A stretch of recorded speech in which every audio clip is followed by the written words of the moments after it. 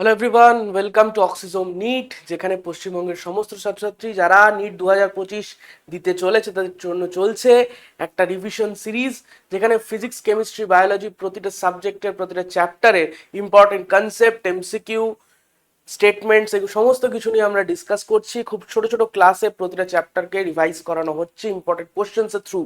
তো আজকে আমাদের যেটা ডিসকাশনের বিষয় সেটা হচ্ছে অ্যাটমস। ফিজিক্সের, মডার্ন ফিজিক্সের একটা খুব ইম্পর্টেন্ট চ্যাপ্টার, যেখানে বেসিক্যালি দুটো সেকশন থেকে কোশ্চেন আসে।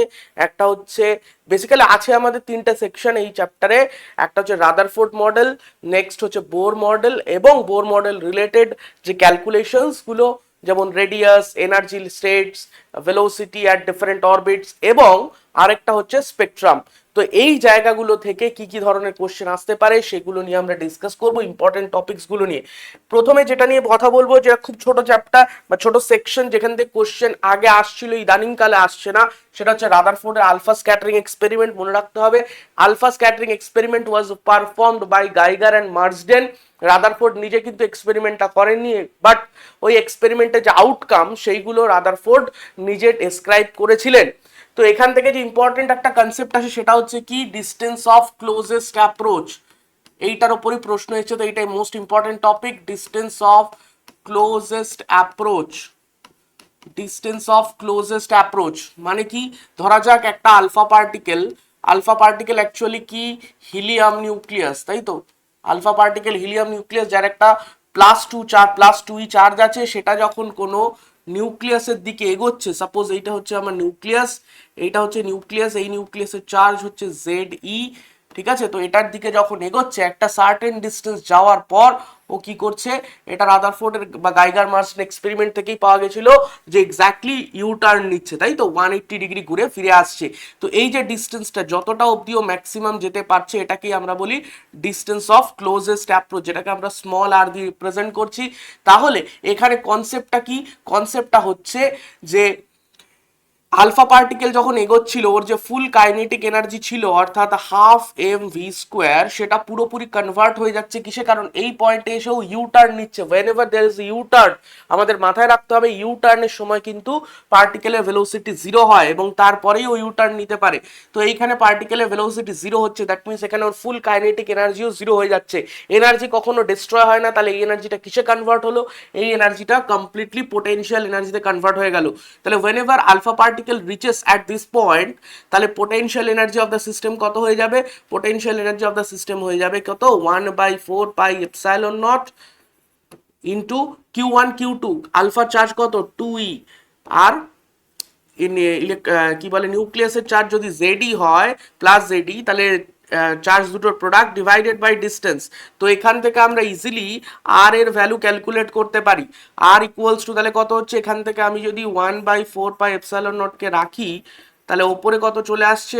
2, তাহলে 4e² divided by 4e² divided by mv²। এখান থেকে কিন্তু বিভিন্ন প্যারামিটার, যেরকম মাসের সঙ্গে, মানে নিউক্লিয়াসের আলফার মাসের সঙ্গে, তারপর ধর নিউক্লিয়াসের চার্জের সঙ্গে, মানে কতগুলো প্রোটন আছে অ্যাটমিক নাম্বারের সঙ্গে, ঠিক আছে, কিভাবে বা ভেলোসিটি অফ আলফা পার্টিকেলের সঙ্গে কিভাবে আরটা পাল্টায়, মানে কোন কোন প্যারামিটারের সঙ্গে প্রপোর্শনাল, কার সাথে ইনভার্সলি প্রপোর্শনাল, এর ওপর কিন্তু কোশ্চেন আসে, ঠিক আছে? এইটা মাথায় রাখতে হবে।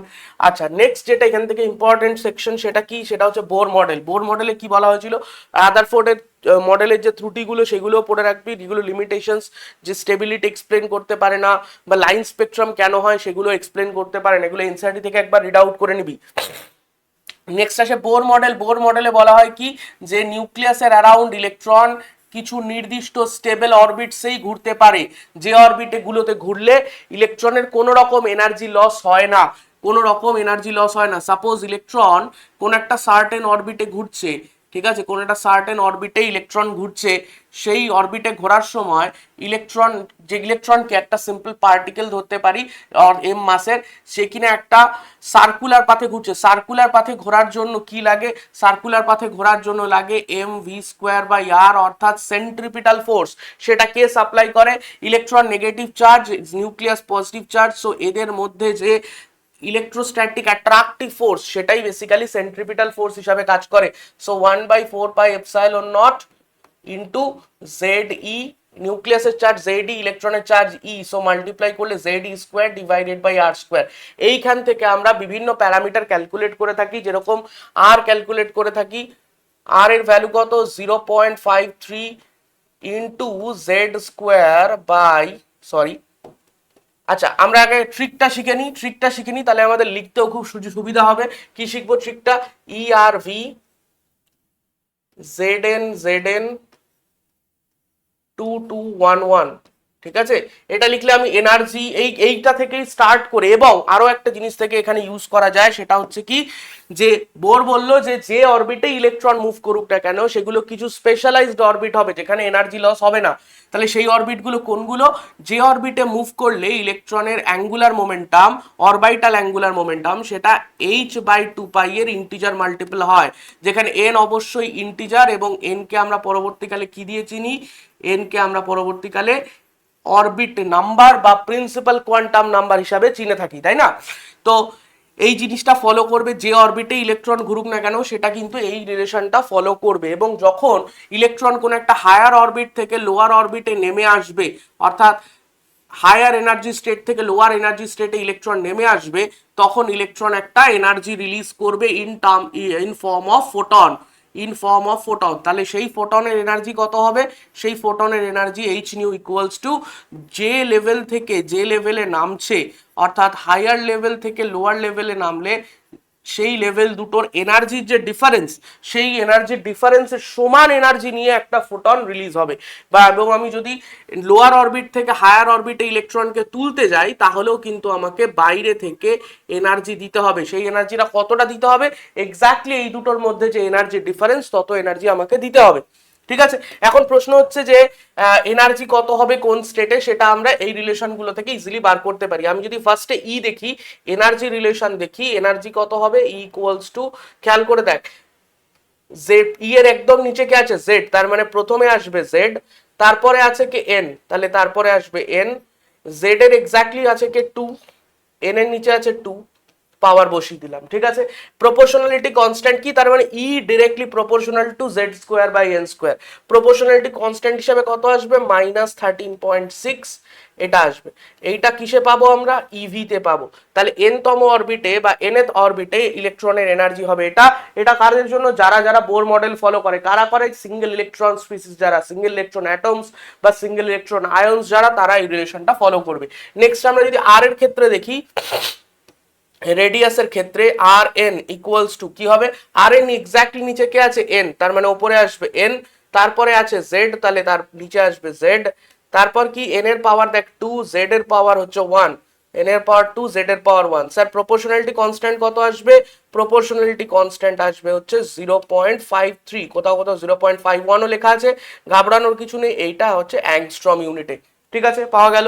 নেক্সট হচ্ছে কি ভেলোসিটি, ভেলোসিটি যদি দেখি, ভেলোসিটি কিভাবে আসবে, ভেলোসিটির এক্স্যাক্টলি নিচে আছে জেড, অর্থাৎ ইলেকট্রন যখন এনথ অরবিটে ঘুরছে তখন ওর ভেলোসিটি প্রথমে জেড, তারপরে আছে এন, তাহলে নিচে এন, অ্যান্ড একটা প্রপোর্শনালিটি কনস্ট্যান্ট আসবে কত, c/137, c/137, এইটা চলে আসবে মিটার পার সেকেন্ড ইউনিট। এবং এই যে 1/137 এটাকে কি বলা হয়, ফাইন স্ট্রাকচার কনস্ট্যান্ট বলা হয়, ঠিক আছে। তো এইভাবে আমরা প্রত্যেকটা রিলেশন পেতে পারি, ঠিক আছে।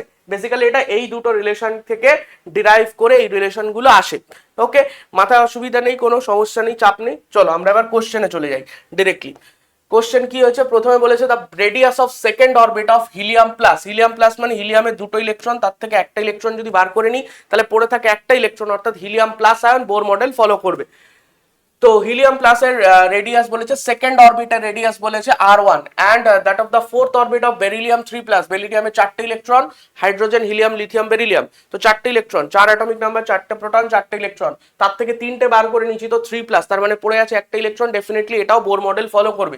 তাহলে এটার যে রেডিয়াস কত, ফোর্থ অরবিটের রেডিয়াস বলে দিয়েছে r2, এবং আমাদের r2:r1 ক্যালকুলেট করতে হবে, সেখান থেকে x বার করে নিতে হবে, ভালো কথা। তাহলে আমরা রেডিয়াসের রিলেশন কি পেলাম, রেডিয়াসের রিলেশন পেলাম r proportional to z square by n square by z, n square by z square, এই জিনিসটা পেলাম, sorry n square by z পেয়েছিলাম, এই দেখ r equals to n square by z, ঠিক আছে, r proportional to n square by z। তাহলে r for car car R2 প্রথমে, R2 তার মানে বেরিলিয়াম প্রথমে ডিভাইডেড বাই হিলিয়াম, এটাই হচ্ছে আমার R2/R1, তাই তো এটাই হচ্ছে R2/R1। এইটা ইকুয়ালস টু তাহলে কি হবে, বেরিলিয়ামের জন্য n²/z লিখলে কি হবে, n হচ্ছে নাম্বার অফ অরবিট, বেরিলিয়ামের কত নাম্বার অরবিটের কথা বলেছে 4, তাহলে 4² বাই বেরিলিয়ামের z হচ্ছে কত 4, এখানে অনেকে ভুল করে 3 দেখে দুম করে 3 বসিয়ে দেয়, সিলি মিস্টেক করবি না, বেরিলিয়ামের অ্যাটমিক নাম্বার 4, তাহলে এখানে চলে আসলো 4 ডিভাইডেড বাই, যদি আমি হিলিয়ামে দেখি, হিলিয়ামে কি আছে, হিলিয়ামের কত নম্বর অরবিট, সেকেন্ড অরবিট, তাহলে n² মানে 2² ডিভাইডেড বাই হিলিয়ামের অ্যাটমিক নাম্বার কত 2, তাহলে 2 বসে গেল, তাহলে এখানে কত হয়ে যাচ্ছে 4²/4, তার মানে একটা 4 পড়ে থাকছে, 2²/2 মানে একটা 2 পড়ে থাকছে, তার মানে এটা হয়ে যাচ্ছে 2:1, 2:1, তাহলে x এর ভ্যালু কত হয়ে গেল, এটাকে আমি কম্পেয়ার করবো কার সঙ্গে, x/1 এর সঙ্গে, তাহলে x এর ভ্যালু আমার চলে এলো কত 2। ঠিক আছে, খুব সোজা, তোকে জাস্ট এই কনসেপ্ট এই ফর্মুলাগুলো মাথায় রাখতে হবে যে রেডিয়াস, এনার্জি এবং ভেলোসিটি কিভাবে পাল্টাচ্ছে। ঠিক আছে, নেক্সট কোশ্চেনে চলে যাই। নেক্সট বলছে কি, এ স্মল পার্টিকেল, এটা খুব ভালো প্রশ্ন, কোশ্চেনটা পজ কর, স্ক্রিন পজ কর, করে অ্যান্সার কর এটা। ঠিক আছে, হয়ে গেছে সলভ। দেখ, একটা ভুল ধারণা হয় যে সবসময় হয়তো আর ডিরেক্টলি প্রপোর্শনাল টু n² হবে, এটা কখন, যদি ইলেকট্রোস্ট্যাটিক ফোর্স, যদি ইলেকট্রোস্ট্যাটিক ফোর্স সেটাই সেন্ট্রিপিটাল ফোর্স হিসাবে কাজ করে। ঠিক আছে, অর্থাৎ আমার যে সেন্ট্রিপিটাল ফোর্স অর্থাৎ mv²/r, আমি বলেছিলাম আরটা কিভাবে ক্যালকুলেট হয়, ইকুয়ালস করতে হবে কার সঙ্গে না 1/4πε0, ঠিক আছে, ZE² ডিভাইডেড বাই r², এরকম একটা যদি রিলেশন ভ্যালিড হয় তাহলে কিন্তু আমরা লিখতে পারি যে Rn প্রপোর্শনাল টু n²/z। ঠিক আছে, এইটা থেকে আমরা এটা পাই, এবং সেখানে অ্যাঙ্গুলার মোমেন্টাম কনসিডারেশন করে মানে NH/2π কনসিডারেশন করে তবে আমরা এই জিনিসটা পাই। বাট এখানে আমার এইটা ভ্যালিড হবে না, কেন, কারণ আমার কোশ্চেনে বলে দিয়েছে যে পোটেনশিয়াল এনার্জি এই ফর্মে পাল্টাচ্ছে। ঠিক আছে, তো আমাকে দেখতে হবে এই সেন্ট্রিপিটাল ফোর্স, যে ফোর্সটা সাপ্লাই করছে বা যে ফোর্সটা সেন্ট্রিপিটাল ফোর্স হিসাবে অ্যাক্ট করছে, সেটা এইরকম চেহারায় আছে না পাল্টে গেছে।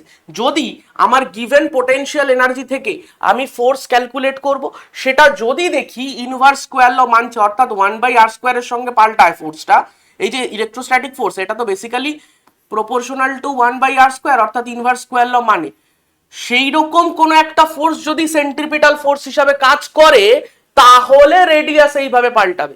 আমাদের দেখতে হবে যে ফোর্সটা যেটা এইখানে বলে দিয়েছে সেইটা আদৌ ইনভার্স স্কোয়ার ল মানে কিনা। ঠিক আছে, তো আমরা দেখি আমাদের কাছে গিভেন রয়েছে কি, আমাদের কাছে যেটা দেওয়া রয়েছে U equals to half m omega square r square, এখানে m obviously mass of electron constant বা স্মল পার্টিকেল বলেছে, তো মাস কনস্ট্যান্ট ওমেগা কনস্ট্যান্ট বলেই দিয়েছে, তাহলে যে ফোর্সটা, ফোর্স ইকুয়ালস টু আমরা কি লিখি, মড অফ ফোর্স, সেটা লিখি কি du/dr, এবং সেটা দেখ এখান থেকে যদি আমি হিসেব করি তাহলে হাফ এম ওমেগা স্কোয়ার আর r² কে ডিফারেন্সিয়েট করলে 2r, তার মানে আমি দেখতেই পাচ্ছি ফোর্স কিন্তু ইনভার্স স্কোয়ার ল মানছে না, ফোর্স হয়ে যাচ্ছে ডিরেক্টলি প্রপোর্শনাল টু আর, সেক্ষেত্রে এই রিলেশনটা কিন্তু আর চলবে না। বোঝা গেল ডিফারেন্সটা কোশ্চেনের মধ্যে। আচ্ছা, এবার এফ প্রপোর্শনাল টু আর তো পেয়ে গেছি আমরা, তাহলে এই ফোর্সটাই সেন্ট্রিপিটাল ফোর্স হিসাবে কাজ করবে।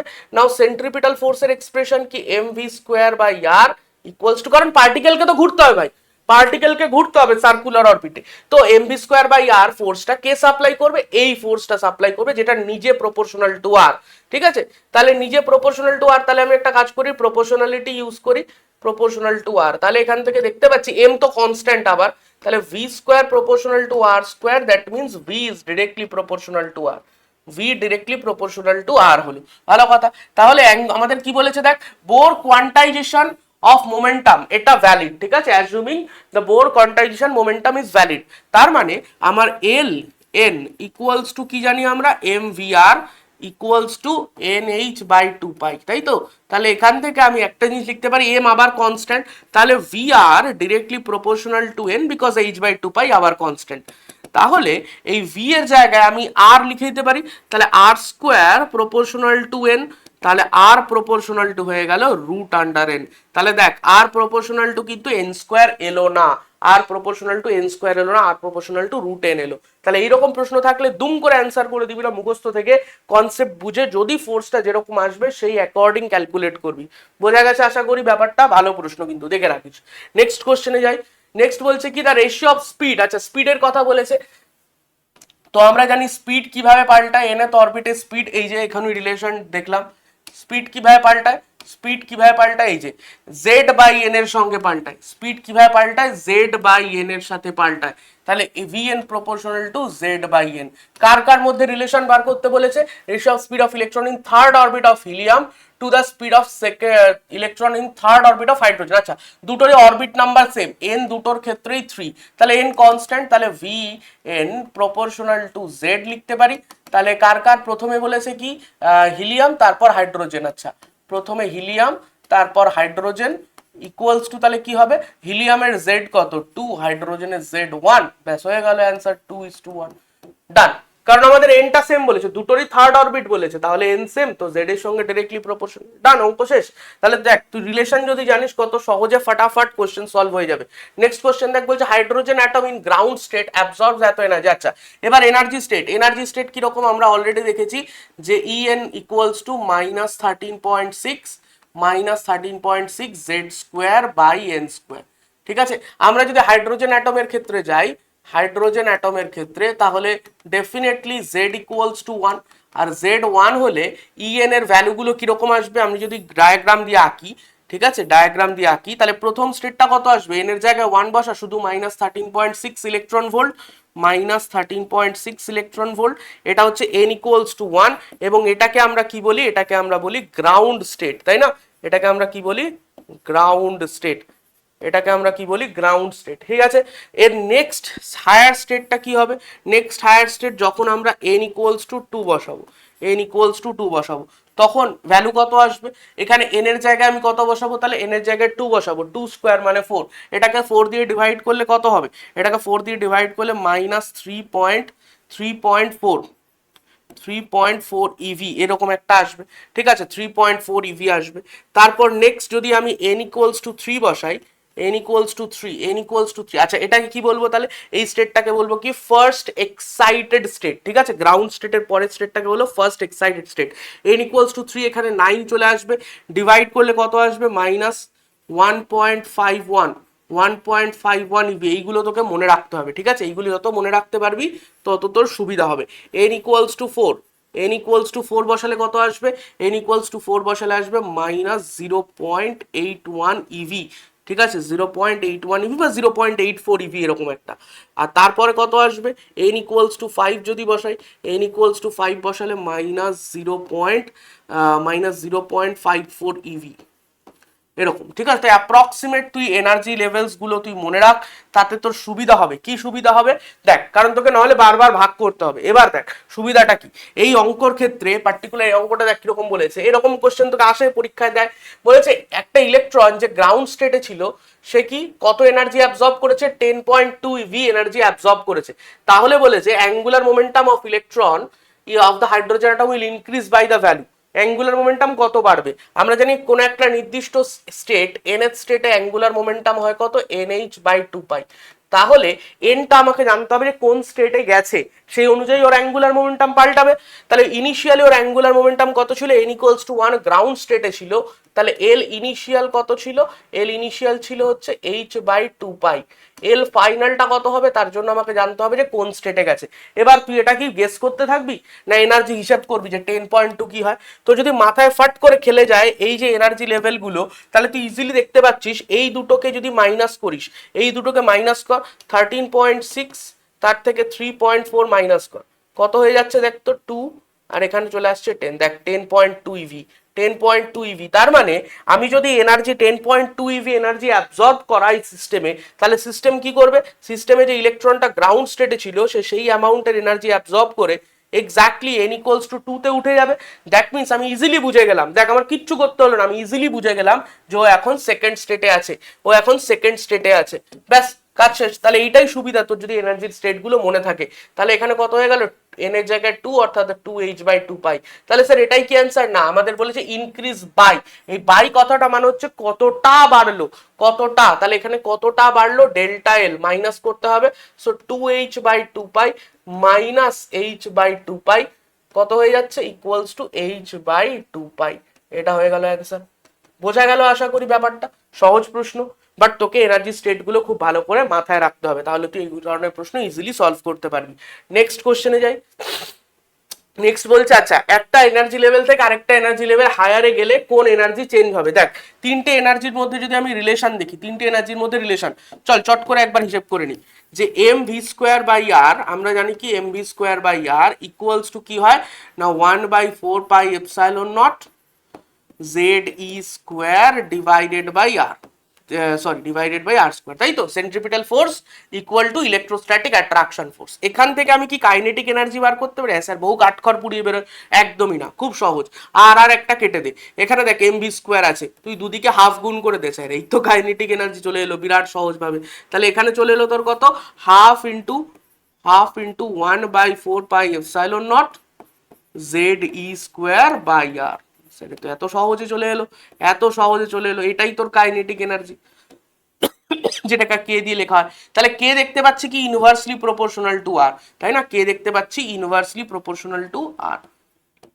আচ্ছা স্যার কাইনেটিক এনার্জির এক্সপ্রেশন পেয়ে গেছি। এবার স্যার পোটেনশিয়াল এনার্জি, আমরা জানি দুটো চার্জ পার্টিকেল Q1 Q2 যদি আর ডিস্টেন্সে থাকে তাহলে তাদের সেই সিস্টেমের পোটেনশিয়াল এনার্জি কত হয়, সেই সিস্টেমের পোটেনশিয়াল এনার্জি হয়, যদি একটা পজিটিভ একটা নেগেটিভ হয় তাহলে definitely negative potential energy, that is equals to 1/4 pi epsilon naught Q1 Q2 divided by r, Q1 Q2 divided by, এখানে ধরে নেওয়া হচ্ছে কি ইনফিনিটিতে পোটেনশিয়াল এনার্জি জিরো। তাহলে এখানে আমি যদি একটাকে ইলেকট্রন ভাবি, সাপোজ এইটাকে ধরলাম আমি ইলেকট্রন আর এটাকে ধরছি নিউক্লিয়াস প্লাস জেডি, তাহলে আমার এই ফর্মুলাটা কিভাবে চেঞ্জ হয়ে যাচ্ছে, -1/4 pi epsilon naught Z e square by r. তুই যদি একটু ভালো করে খেয়াল করিস এখানে দেখ এই টার্মটাই এক্স্যাক্টলি বসে আছে, বাট একটা এক্সট্রা হাফ আছে, তাই না। তাহলে এইটাই হচ্ছে আমার পোটেনশিয়াল এনার্জি ইউ, যেটাও দেখ আর এর সঙ্গে কিন্তু পাল্টাচ্ছে, যেটার ম্যাগনিটিউড কিন্তু আর এর সঙ্গে পাল্টাচ্ছে মানটা, ঠিক আছে, একটা মাইনাস আছে খেয়াল রাখিস। আর কি, আর হচ্ছে তো যদি টোটাল এনার্জি বার করিস, total energy E total equals to kinetic energy plus potential energy, তাহলে দুটোকে যোগ করলে কি হবে দেখতো, এই যে জিনিসটা রয়েছে এটার সঙ্গে অ্যাড হবে এটা, অর্থাৎ এখানে একটা হাফও রয়েছে। তাহলে দেখ একটা গোটা জিনিস থেকে যদি হাফ বাদ দিস, হাফ পড়ে থাকে, তাহলে minus half of 1/4 pi epsilon naught Z e square by r, ব্যাস হয়ে গেল। তাহলে আমি কি দেখতে পাচ্ছি, একটা জিনিস দেখতে পাচ্ছি যে total energy equals to minus of kinetic energy. খেয়াল করে দেখ এটার মধ্যে মাইনাস নেই, আমি যদি এখানে একটা মাইনাস দিই কাইনেটিক এনার্জির মধ্যে, যদি আমি একটা মাইনাস দিই তাহলেই তো এই টোটাল এনার্জির এক্সপ্রেশন চলে আসে, তার মানে এই total energy equals to minus of kinetic energy. এবং এইখানে খেয়াল কর টোটাল এনার্জির মধ্যে একটা মাইনাস আছে, পোটেনশিয়াল এনার্জির মধ্যেও মাইনাস আছে, মিলে যাচ্ছে। এখানে একটা হাফ আছে, তার মানে ইউ এর মধ্যে যদি আমি একটা হাফ লাগিয়ে দিই তাহলেই আমার সেটা টোটাল এনার্জি সমান হয়ে যাবে। তাহলে ইউ এর মধ্যে আমি একটা যদি হাফ লাগিয়ে দিই তাহলেই সেটা টোটাল এনার্জি সমান হয়ে যাবে, আমার কিছু সাইন কিছু করতে হবে না ইউ এর ক্ষেত্রে। তাহলে এইটা হয়ে গেল আমার তিনটে এনার্জির মধ্যেকার একটা রিলেশন, ডান।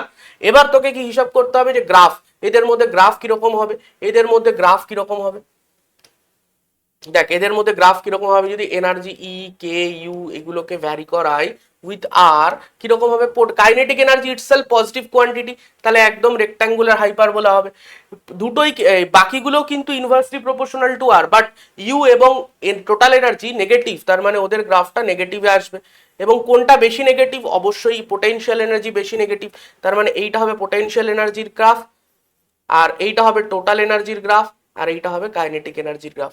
তো এখান থেকে কি আইডিয়া পাওয়া যাচ্ছে, গ্রাফগুলোর ব্যাপারে আইডিয়া পাওয়া যাচ্ছে। আচ্ছা কোশ্চেনে আমাদের কি বলেছে যে কোনটা বাড়বে, আমি যদি হায়ার অরবিটে যাই, ঠিক আছে, to a higher orbit, higher লেভেলে যদি যাই তাহলে কোনটা বাড়বে বা কোনটা কমবে। আমরা ইজিলি বুঝতে পারছি যে কাইনেটিক এনার্জিটা ফার্স্টে দেখি, ভাই যদি হায়ার অরবিটে যাই তাহলে রেডিয়াস বাড়ছে, রেডিয়াস বাড়ার সাথে সাথে কাইনেটিক এনার্জি ডিক্রিজ করবে, সো কে ডিক্রিজ করবে, অ্যাজ আর গোজ হায়ার কাইনেটিক এনার্জি কমবে, আর কাইনেটিক এনার্জি কমলে পোটেনশিয়াল এনার্জি কি হবে, পোটেনশিয়াল এনার্জি ডেফিনেটলি বাড়বে। তুই একটা সিম্পল জিনিস ভাব, পোটেনশিয়াল এনার্জি কিভাবে রিলেট করেছিলাম, আমি ক্লাসেও বলেছিলাম এই জিনিসটা, যখনই কোনো অস্বাভাবিক জিনিস ঘটে তখন পোটেনশিয়াল এনার্জি বাড়ে, ঠিক আছে, মানে জোর করে কিছু করতে হচ্ছে, অস্বাভাবিক কিছু, এটা ন্যাচারালি হয় না। তো ইলেকট্রনকে তুই নিউক্লিয়াস থেকে দূরে নিয়ে যাচ্ছিস, ইলেকট্রন তো নিউক্লিয়াসের অ্যাট্রাকশনের জন্য কাছে আসতে চায়, নিউক্লিয়াসের কাছে থাকাটা বেশি পছন্দ করে, তখন ও রিল্যাক্স থাকে। বাট যখনই আমি ওকে হায়ার স্টেটে নিয়ে যাচ্ছি, দ্যাট মিনস নিউক্লিয়াস থেকে দূরে নিয়ে যাচ্ছি, তো এটা তো স্বাভাবিক ঘটনা নয়, একটা পজিটিভ থেকে তুই নেগেটিভকে দূরে সরিয়ে নিয়ে যাচ্ছি, এটা কি স্বাভাবিক? না, এটা অস্বাভাবিক ঘটনা, তুই বাইরে থেকে জোর করে করছিস, দ্যাট মিনস সিস্টেমের পোটেনশিয়াল এনার্জি বাড়বে। অস্বাভাবিক ঘটনা হলে পোটেনশিয়াল এনার্জি বাড়বে, পোটেনশিয়াল এনার্জি বাড়বে, ঠিক আছে। তাহলে দেখ, কাইনেটিক এনার্জি কমলো, পোটেনশিয়াল এনার্জি বাড়লো। আর টোটাল এনার্জির ক্ষেত্রে কি হবে? টোটাল এনার্জির ক্ষেত্রে কি হবে? টোটাল এনার্জিও যেহেতু নেগেটিভে রয়েছে, টোটাল এনার্জিও কিন্তু বেড়ে যাবে। তার মানে আমার অপশন কোনটা হবে? Kinetic energy decreases but potential and total energy increases, option 2 হয়ে যাবে। ঠিক আছে, তাহলে তুই পুরো এনার্জির ব্যাপারে কনসেপ্ট তোর তৈরি হয়ে গেল, যদি রিভিশন করার থাকে রিভিশনও হয়ে গেল। চল নেক্সট কোশ্চেনে যাই। নেক্সট বলছে কি, আচ্ছা স্পেকট্রাল লাইন, স্পেকট্রাল লাইনের গল্প কি? স্পেকট্রাল লাইনের গল্প খুব সোজা। আমাদের কাছে দুটো এনার্জি লেভেল, ধর ইএন আর ইএন মাইনাস ওয়ান, বা যে কোনো কিছু, ধর ই হায়ার, সেখান থেকে কোনো একটা ইলেকট্রন, ঠিক আছে, সেখান থেকে কোনো একটা ইলেকট্রন যখন কোনো লোয়ার স্টেটে জাম্প করে, তখন দুটো স্টেটের মধ্যে যে এনার্জির ডিফারেন্স, সেই ডিফারেন্স ইন এনার্জি, এই ডিফারেন্সটা সমান এনার্জি নিয়ে একটা ফোটন রিলিজ হয়। ঠিক আছে, তো ফোটনের এনার্জি আমরা জানি এইচ নিউ, তাকে যদি আমি এইচ সি বাই ল্যামডা লিখি, তাহলে ডেফিনেটলি আমরা বুঝতে পারছি কোনো একটা নির্দিষ্ট কম্পাঙ্কের বা নির্দিষ্ট তরঙ্গ দৈর্ঘ্যের, নির্দিষ্ট ওয়েভলেন্থের কোনো একটা ফোটন বেরিয়ে আসছে। ঠিক আছে, তাহলে যখনই ইলেকট্রন কোনো একটা হায়ার স্টেট থেকে লোয়ার স্টেটে আসবে, ও একটা কি করবে, একটা সার্টেন ফ্রিকোয়েন্সি বা সার্টেন ওয়েভলেন্থের একটা ফোটন রিলিজ করবে। ঠিক আছে, সবসময় সেই ফোটনগুলোর ওয়েভলেন্থ সেম হবে না, কারণ ডিফারেন্ট অরবিটস থেকে পড়ছে, ডিফারেন্ট এনার্জি, তার করেসপন্ডিং ওয়েভলেন্থ গুলো ডিফারেন্ট হবে। এটা কিভাবে রিলেটেড, এই ওয়েভলেন্থ কত হবে সেটা কিভাবে রিলেটেড, সেটা রিলেটেড এই ফর্মুলার সাহায্যে, এটাকে আমরা বলি Rydberg formula, R equals to Rydberg constant 1/n low square minus 1/n high square. এটা খুব ইম্পর্টেন্ট ফর্মুলা, এর ওপর প্রশ্ন প্রায় প্রত্যেকবারই আসে। ঠিক আছে, এটা মাথায় রাখবি স্পেকট্রামের জায়গাটা। ঠিক আছে, এবার কি বলেছে, বলেছে যে lambda 1 and lambda 2 are the wavelength corresponding to transition 1 to 2 respectively. আচ্ছা, এখান থেকে এইখানে পড়লো, ঠিক আছে, এখান থেকে এখানে পড়লো, তার জন্য যে ওয়েভলেন্থটা রিলিজ হলো সেটা হচ্ছে ল্যামডা 1, এবং ল্যামডা 2 কোনটা, সেটা হচ্ছে এখান থেকে এখানে পড়লো, তাই তো, এখান থেকে এখানে পড়লো, তার জন্য হচ্ছে আমার ট্রানজিশন 1 and 2, আচ্ছা আচ্ছা, সরি সরি সরি, এইটা হচ্ছে ল্যামডা 1, এইটা হচ্ছে ল্যামডা 1 এবং এইটা হচ্ছে ল্যামডা 2 কোশ্চেনে বলেছে। তাহলে বলছে ল্যামডা 1 আর ল্যামডা 2 রেশিও যদি এটা হয়, তাহলে এক্স এর ভ্যালু কত হবে? তো আমি দেখতেই পাচ্ছি, যদি 1/λ1 লিখি, 1/λ1 লিখি, সেটা কত, 3 থেকে 1 এ পড়ছে, তার মানে r into 1/1 square minus 1/3 square, তাহলে কত হয়ে যাচ্ছে এটা, আর তাহলে হচ্ছে 1 মাইনাস 1/9, তার মানে 8/9, তাহলে আমার 8r/9, তাই তো, 8r/9, তাহলে ল্যামডা 1 কত হয়ে যাচ্ছে, ল্যামডা 1 হয়ে যাচ্ছে 9/8r। সিমিলারলি আমি যদি 1/λ2 লিখি, 1/λ2 লিখি, r ইন্টু ল্যামডা 2 এর জন্য কত, 2 থেকে 1 এ পড়ছে, তাহলে 1/1 স্কোয়ার মাইনাস 1/2 স্কোয়ার, তাহলে এখানে কত হচ্ছে 1 মাইনাস 1/4, তার মানে 3/4, তাহলে 3r/4। এবার তাহলে আমার যদি ল্যামডা 1/λ2 করি, ল্যামডা 1/λ2 করি, তাহলে এখানে ল্যামডা 2 চলে আসছে 4/3r, 4/3r, সো ল্যামডা 1/λ2 মানে 9/8r ডিভাইডেড বাই 4/3r, তাহলে 3 9 27 ওপরে, আর আর তো কেটে যাবে, 4 8 32, তাহলে এইটা কি আমার কম্পেয়ার করতে হবে কার সঙ্গে, x/32 এর সঙ্গে, তাহলে এই অটোমেটিক্যালি আমি বুঝতেই পারছি যে x ইকুয়াল টু হয়ে যাবে 27। বোঝা গেল কত সহজ প্রশ্ন। তো যদি কনসেপ্ট এটা ক্লিয়ার থাকে, তাহলে তুই এই ধরনের প্রশ্ন ইজিলি সলভ করতে পারবি। নেক্সট কোশ্চেনে চলে যাই। নেক্সট বলছে কি, আচ্ছা লাইম্যান বামার, এইগুলো মনে রাখতে হবে। যদি কোনো ইলেকট্রন যে কোনো স্টেট থেকে ফার্স্ট স্টেটে জাম্প করে আসে, তখন যে সিরিজ অফ ওয়েভলেন্থস গুলো বেরোয়, মানে ধর 2 থেকে 1 এ জাম্প করলো, একটা ওয়েভলেন্থের ফোটন বেরোলো, 3 থেকে 1 এ জাম্প করলো, আরেকটা ওয়েভলেন্থের ফোটন বেরোলো, মানে যদি ওদের সবার ডেস্টিনেশন 1 হয়, মানে যেখান থেকেই ফল করুক না কেন, যদি ফার্স্ট স্টেটে বা গ্রাউন্ড স্টেটে ফল করে, সেক্ষেত্রে যে ওয়েভলেন্থের ফোটন ফোটন রিলিজ হবে তাদেরকে আমরা বলি কি লাইম্যান সিরিজ। সিমিলারলি যদি সেকেন্ড স্টেটে অর্থাৎ যে কোনো হায়ার স্টেট থেকে 3, 4 ইনফিনিটি যে কোনো স্টেট থেকে যদি 3 বা n ইকুয়ালস টু 2 তে পড়ে, n ইকুয়ালস টু 2 মানে ফার্স্ট এক্সাইটেড স্টেটে ইলেকট্রন ফল করে, তাহলে যে যে ফোটন বেরোয় তাদের ওয়েভলেন্থ গুলোকে একসঙ্গে নিয়ে আমরা বলি বামার সিরিজ। লাইম্যান সিরিজ কোথায় কোন রিজিয়নে দেখা যায়? লাইম্যান সিরিজের ওয়েভলেন্থ গুলো অ্যাকচুয়ালি আলট্রাভায়োলেট রিজিয়নে থাকে। বামার সিরিজের ওয়েভলেন্থ গুলো কোথায় থাকে? ভিজিবল রিজিয়নে, ওগুলোই একমাত্র দেখা যায়। ঠিক আছে, তারপর হচ্ছে প্যাশন সিরিজে কোথায় পড়ে? প্যাশন সিরিজে n ইকুয়ালস টু 3 তে ফল করে, যে কোনো হায়ার স্টেট থেকে 3 তে যখন ফল করবে ইলেকট্রন, যে যে ওয়েভলেন্থ গুলো রিলিজ করবে সেগুলোকে আমরা প্যাশন সিরিজের আন্ডারে ফেলি। প্যাশন সিরিজ কোন রিজিয়নে দেখা যায়? ইনফ্রারেড রিজিয়নে। এরপর n ইকুয়ালস টু 4 এ যখন ফল করে ব্র্যাকেট, 5 এ ফল করলে ফান্ড, এইরকম ভাবে ডিফারেন্ট সিরিজ অফ ওয়েভলেন্থস আমরা পাই। ঠিক আছে, এগুলোকে বলা হয় spectral series for hydrogen atom. এবং আমাদের এখানে কি কি বলছে, আচ্ছা আরো কিছু মনে রাখতে হবে কি, যদি এক্স্যাক্টলি তার আগের স্টেট থেকে ফল করে, মানে ধর যেরকম লাইম্যান যদি বলি, লাইম্যানের সিরিজের ক্ষেত্রে ডেস্টিনেশন কোথায়? ইলেকট্রন ফল করবে কোথায়? ইলেকট্রন ফল করবে n equals to 1 A. n equals to 1 এ ফল করলে ঠিক তার আগের স্টেট কোনটা? 2। তাহলে 2 থেকে 1 এ যদি ফল করে তাহলে আমরা পাই মিনিমাম এনার্জি ট্রানজিশন, মানে সব থেকে কম গ্যাপ। অনেক উপর থেকেও পড়তে পারে, হায়ার থেকেও পড়তে পারে, বাট মিনিমাম এনার্জি ট্রানজিশন, সেক্ষেত্রে ওয়েভলেন্থটা হবে ম্যাক্সিমাম। এটাকে আমরা বলি কি first member of that series. তাহলে তোকে যদি বলা হয় লাইম্যানের ফার্স্ট মেম্বার কে, তুই বলবি লাইম্যানের ফার্স্ট মেম্বার হচ্ছে সেই ওয়েভলেন্থ যেটা রিলিজ হয় ইন ফর্ম অফ, যেটা রিলিজ হয় বা যে ফোটনটা রিলিজ হয় সেই ট্রানজিশনের জন্য যখন ইলেকট্রন 2 থেকে 1 স্টেটে পড়ে। ডান। তোকে যদি বলা হয় প্যাশনের ফার্স্ট মেম্বারকে, তুই বলি প্যাশন সিরিজের ফার্স্ট মেম্বার হচ্ছে প্যাশনের ডেস্টিনেশন 3, তার মানে ঠিক তার আগেরটা অর্থাৎ 4 থেকে 3 তে পড়ার সময় যে এনার্জিটা রিলিজ হবে তার করেসপন্ডিং ওয়েভলেন্থটাই হবে first member of Paschen series. Done. তাহলে এইভাবে আমরা, এবং যখন ধর ইনফিনিটি থেকে পড়লো, মানে অনেক উপর থেকে, মানে একদম last state infinite, n tends to infinite থেকে কোন একটা স্টেটে পড়লো, তখন যে এনার্জি ট্রানজিশনটা হলো, energy difference between two levels, সেটা হয়ে গেল ম্যাক্সিমাম, এবং সেক্ষেত্রে ল্যামডা হবে কি মিনিমাম। এটাকে আমরা বলি সিরিজ লিমিট বা লাস্ট মেম্বার। সিরিজ লিমিট বা লাস্ট মেম্বার। এখানে আমাদের কার কার কথা বলেছে? Third member of Lyman. Third member of Lyman কে আমি যদি এইভাবে আঁকি, n equals to 1, n equals to 2, n equals to 3, খেয়াল রাখবি এই যে স্টেটগুলো, এগুলোর গ্যাপ কিন্তু কমতে থাকে, কারণ n স্কোয়ারের সঙ্গে ইনভার্সলি প্রপোর্শনাল, তো তাহলে গ্যাপগুলো কিন্তু কমতে থাকবে। ঠিক আছে, n equals two 4, sorry n equals two 5 and so on. এইভাবে আরো অনেক স্টেট আছে, এবং ফাইনালি গিয়ে কি আছে? কন্টিনিউয়াম বা n টেন্ডস টু ইনফিনিটি। ঠিক আছে, এবার ধর কে বলছে থার্ড মেম্বার অফ লাইম্যান। লাইম্যানের থার্ড মেম্বার, তো লাইম্যানের ফার্স্ট মেম্বার 2 থেকে 1, সেকেন্ড মেম্বার 3 থেকে 1, থার্ড মেম্বার 4 থেকে 1। এইটা হচ্ছে লাইম্যানের লাইম্যানের থার্ড মেম্বার, লাইম্যানের থার্ড মেম্বার। ঠিক আছে, থার্ড মেম্বার অফ লাইম্যান। আর কি? আর হচ্ছে first member of passion. Passion কোথায় পড়ে? n ইকুয়ালস টু 3 তে। ফার্স্ট মেম্বার মানে ঠিক তার আগেরটা থেকে, তাহলে এইটা হচ্ছে গিয়ে ফার্স্ট অফ প্যাশন। ঠিক আছে, ফার্স্ট অফ প্যাশন। ওকে, তাহলে এই দুটোর আমার কি বার করতে হবে? রেশিও বার করতে হবে। এই দুটো রেশিও বার করতে হবে, তো ডিরেক্ট ফর্মুলা ফেলে দিলেই হয়ে যাবে। তাহলে থার্ড, এখান থেকে এখানে পড়ছে যখন থার্ড মেম্বার অফ লাইম্যান, তাহলে 1/λ1 equals to 1/λ1 equals to r into, কোথা থেকে কোথায় পড়ছে? 4 থেকে 1 এ পড়ছে, তাহলে 1/1 স্কোয়ার মানে তো 1 মাইনাস 1/4 স্কোয়ার মানে 16। তাহলে এখানে কত হলো? 16 মাইনাস 1, 15r/16, 15r/16। তাহলে λ1 ইকুয়ালস টু চলে এলো 16/15r। ঠিক আছে, আচ্ছা 1/λ2, λ2 কোনটা? যখন হচ্ছে গিয়ে 4 থেকে 3 তে পড়ছে, 4 থেকে 3 তে পড়ছে, অর্থাৎ r ইন্টু 1/3 স্কোয়ার মানে 9 মাইনাস 1/4 স্কোয়ার মানে 16। কত হয়ে গেল? এটা এলসিএম হয়ে গেল 144। তাহলে 16 মাইনাস 9 মানে হয়ে গেল আমার 7r।